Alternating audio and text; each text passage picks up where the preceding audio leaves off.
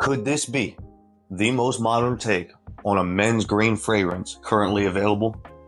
That is the question we're trying to answer today on Father Fragrance.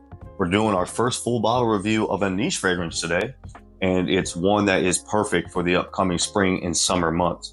So you're going to want to take a look at this one to get an idea of whether this is something you're going to want to pick up for this new upcoming spring and summer season.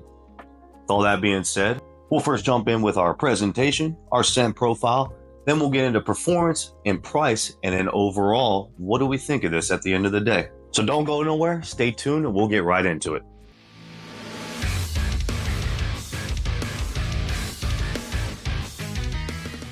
All right, without further ado, let's jump right into our presentation. So, what is the scent to begin with? Today we're doing Parfums de Marley, Greenley. Here I got the box with me here, and we'll just take a look. I'll get you real close here. As you can see, pretty easy here. It's got their standard logo up at the front, tells you what fragrance you got. Honestly, it's pretty, but it's nothing special, right? It doesn't like grab your attention. Pretty much just a box that kind of matches the bottle color, and you'll see that obviously here in just a moment. But there are some things on here that are kind of neat. You know, it has the kind of the brand. This is on the back of all the boxes. It kind of tells you about the inception of the brand, where they came from, how they got their name, right? You can read through that.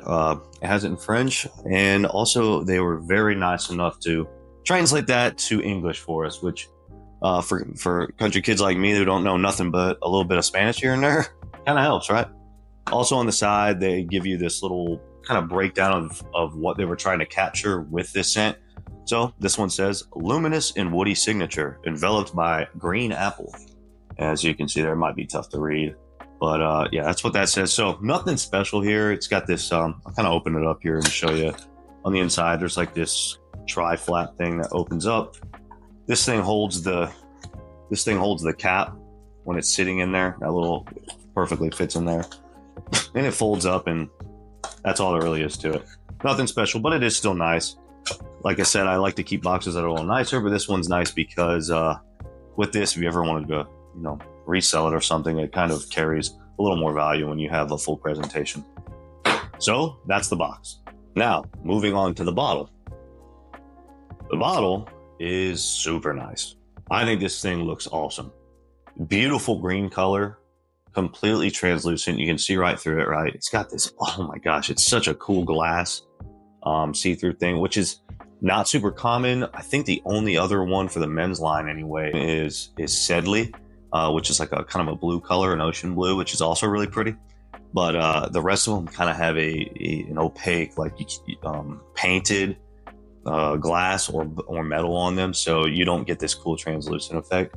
So I think it looks awesome. Same thing, has the house logo in the front. It says Parfums de Marley Paris right underneath, just like that. Nothing else on the label, right? But on the back, same thing, very clear. Like there's nothing to it, right? Super clean. Then last, we have the cap here. So the cap is nice and snug. It is very tight and heavy. Like it feels luxurious. Like when you pull this off that you're holding a quality luxury scent with this thing. It's really nice. And then on the top, same thing. Parfums de Marley has 1743 the year on there, and that's all there is to it, right? Atomizers, super normal. There's nothing strange or anything like that. Overall, I think it's a pretty cool looking bottle. Okay, moving right along into the good stuff. Now we're getting into the scent profile, right? As we wrap up presentation. So, as I did before, I like to start off with a fresh shot off of a tester strip so we can get an idea what it smells like right off the top. As I'm discussing that, come back to it as it dries down, and then we can kind of get into what the note breakdown is for this particular scent. All right, so let's go ahead and hit this bad boy, and then we can get a good idea what the atomizer looks like as well. All right, here we go. Get a shot of that. We'll do a double. Oh yeah, sweet atomizer. It's what you would expect. This is a high quality fragrance, right? You're expecting that out of this, right? So I'm gonna set this down, and oh boy, I smell it already, guys. Holy mackerel, just tons of apple and off the top. Like, I know there's a few notes like listed for top notes. It's like green apple, bergamot, I think mandarin orange, right? That's cool, gotcha. But to me, it's apple, like tons, and it's a very, very awesome sweet green apple. Dude, that is just money, dude. Golly, I could smell this all day long, and it just smells so fresh. Man, that's good. So, like I said, tons and tons of apple off the top. As far as the mid breakdown, they have petitgreen, cedar, cashmere, pomerose, and violet. But really, as in the mids here, I don't pick up a ton of what they're saying here other than the really green stuff, specifically the petitgreen and cedar. That's where those notes are absolutely hitting by the mid. I mean, basically right after you get that, once that apple starts to cool off just a little, that's pretty much what you're getting as well. Yeah, it's mostly those because it's such a, like I said, very green scent here. That those are the things that you're really smelling with that. The other stuff, if it's in there at all, it's just as a layering piece. Like you're really not picking that note out specifically, if that makes sense. And just as it continues to dry, the wood really, really starts to get very forward. It's super good. Man, that's awesome. Base notes they have are oak moss, I think amberwood and musk. So oak moss for sure. The other ones, not as much. Like again, it's just so fresh and green. So some of these other notes are probably there to kind of refine the scent and bring it, kind of make it a little more well-rounded, so that it's not just like a fruity just explosion, because I can only imagine what it'd be like without those notes. But they're not notes that are overtly apparent. Like they're not just like poking out at you. They're probably, like I said, they're probably there to just kind of round the scent out. Okay, and like always, I really like to kind of describe what I'm smelling in an image or something like that to give you an idea of what this is actually encapsulating. Because again, it's nice to look at these notes. That's great. You can get a somewhat of an idea when I'm telling you the notes I'm picking up of what that smells like. But at the end of the day, we're talking about an entire fragrance, not individual notes, right? Like I always talk about how notes are important to give you an idea, but to truly understand, you kind of do need something that articulates a little better, right? So for me, whenever I talk about this fragrance, whenever I talk about Greenley, I always tell people, to me, it smells like you're in an apple orchard, right?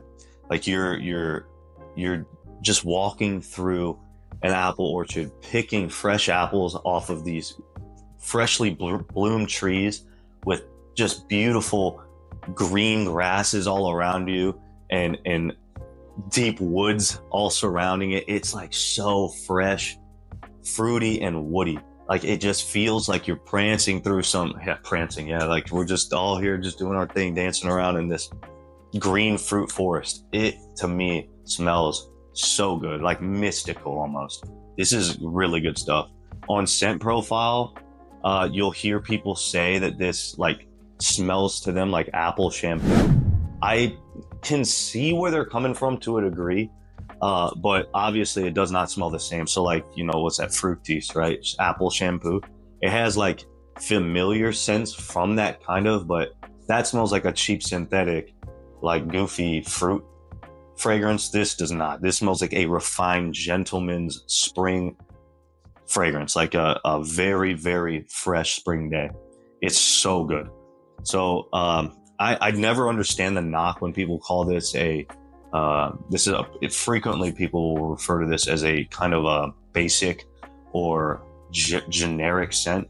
And I just don't understand that, simply because there really isn't another fragrance that smells like this one that's outside of things that are trying to clone or copy this exact DNA or fragrance. So off of scent alone, man, I love this one. It is maybe my favorite spring or summer scent. Dude, to me, it's like 10 out of 10. I'm dead serious. I think Greenley is so good. When and where to wear this one? So for this guy, I would say spring and summer, pretty much exclusively. It doesn't really fit a fall or winter aesthetic on scent profile. And it also is probably not going to cut through a lot of colder weather either. So if you're trying it, then could you wear it then? Sure. It's just, it doesn't really fit the fall or winter vibe.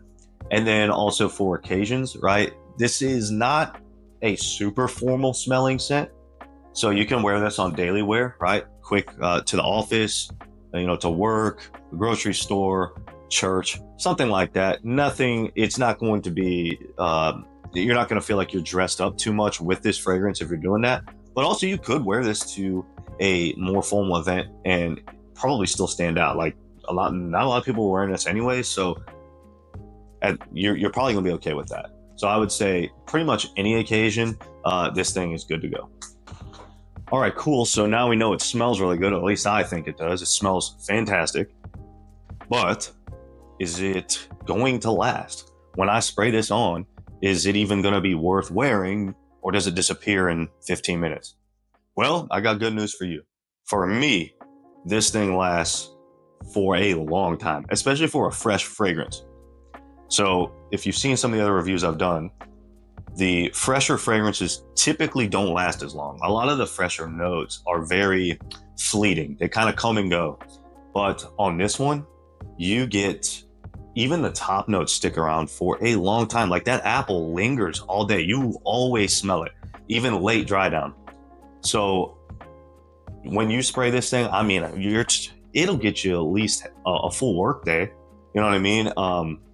I've had it even sometimes where I could spray it on clothes and smell it the next day.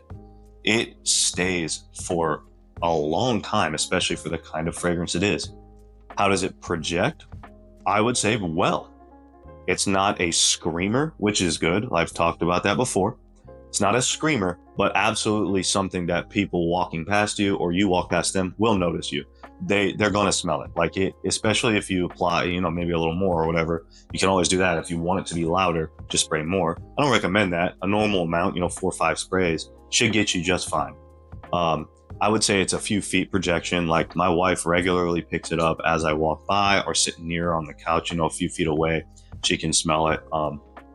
Also, by the way, she loves this one. So ladies typically really like that too. So that's always a plus, right?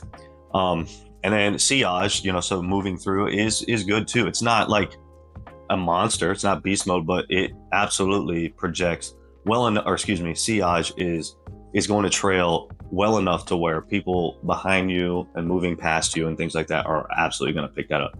So for performance, I would say 9 out of 10. So 8, we'll go 8.5 out of 10 out of there. It's really good.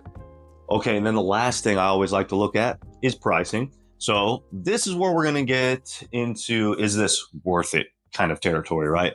So this is a niche fragrance, right? And niche fragrances typically have bigger price tags. We'll call them niche price tags, right?